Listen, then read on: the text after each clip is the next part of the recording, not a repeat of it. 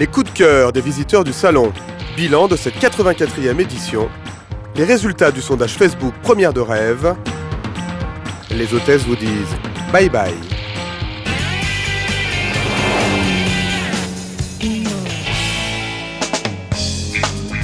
« 900 voitures exposées, plus de 30 premières mondiales, mais quels sont vos coups de cœur récoltés dans les allées du salon ? Sous les flashs des visiteurs, deux grandes rivales, Huracan Lamborghini contre McLaren 650S. Rien ne pourra réconcilier leurs fans. La Lamborghini est la plus belle, mais la McLaren est la plus rapide. Lamborghini parce que je peux l'utiliser dans la vie de tous les jours, contrairement à la McLaren. Lamborghini, bon, ils ont leur charme, mais bon, c'est un peu toujours la même chose. Et McLaren, là, ils nous font découvrir de nouvelles choses. C'est vraiment pas mal. Beaucoup plus petit, la Mini Devil Twingo à la côte, coup de cœur féminin. Moi je l'aime bien, je la trouve jolie, assez petite parce que quand on est jeune, on aime bien plutôt les petites voitures, donc oui, très jolie. Ça fait jeune en tout cas, donc en tout cas ça nous plaît à nous. Très attendu, l'Audi TT 3e génération a comblé les fans du coupé. Niveau esthétique, ouais, elle est vraiment sympa. Même sur le choix des couleurs, d'intérieur, extérieur, vraiment super. Prix de l'originalité, la C4 Cactus Citroën déroute et séduit. Moi j'apprécie bien l'ergonomie du tableau de bord là, qui est un peu simplifié, et puis aussi les formes qui sont plutôt ludiques. Pour les esthètes, tous les regards se portent sur la Volvo Estate Concept, une carrosserie de rêve. C'est un coup de cœur parce qu'on retrouve une forme qu'on n'a pas l'habitude de voir sur un bon nombre de véhicules. On a un mix entre le coupé et limite break de chasse. Un plateau genevois très riche cette année encore, avec un dernier coup de cœur nostalgique en visitant l'expo 24 heures du Mans, mais là, elle le mérite toute.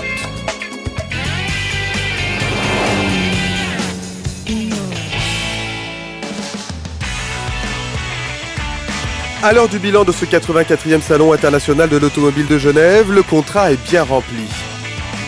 Les constructeurs mondiaux ont une nouvelle fois choisi Genève pour présenter les grandes nouveautés de leur gamme. Le salon est le rendez-vous incontournable pour lancer un modèle en Europe.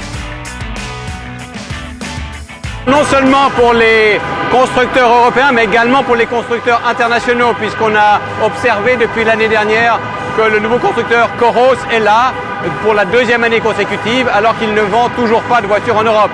C'est bien le signe que c'est à Genève le rendez-vous le plus international des salons de l'auto. Succès populaire également, avec plus de 670 000 visiteurs venus de toute l'Europe et plus de 10 000 journalistes des 5 continents. Genève consolide sa position parmi le top 5 des salons mondiaux.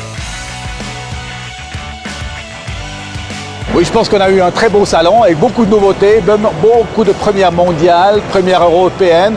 Je crois que les visiteurs, ça qu'on a entendu, ils ont été très contents, ils étaient très nombreux à nous féliciter pour un salon nouveau, exceptionnel, comme d'ailleurs chaque année.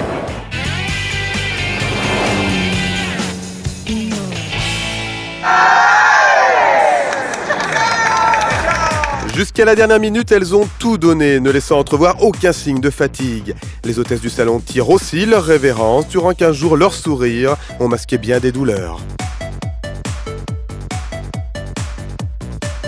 Encore sous le petit orteil là, c'est magnifique, mais autrement les ampoules ça va.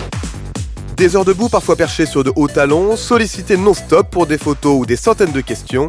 Pour nos hôtesses, les dernières heures sont longues, très longues. Oui, fatiguée par les gens, par la chaleur, par toujours les mêmes questions qui reviennent. Voilà. Est-ce que vous avez des sacs? Est-ce que vous avez des posters? Où sont les voitures? Notre team est très bien ensemble. On a un team vraiment, c'est une famille. Alors, on est tellement bien, on se motive. À l'année prochaine. Au revoir, à l'année prochaine. Au revoir, à l'année prochaine. Au revoir.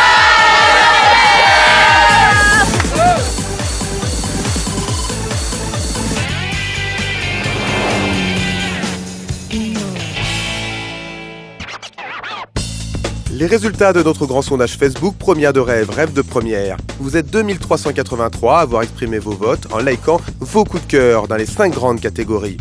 La grande gagnante, toutes catégories confondues, est la Lamborghini Huracan. Elle remporte sans conteste le titre de Première de rêve 2014.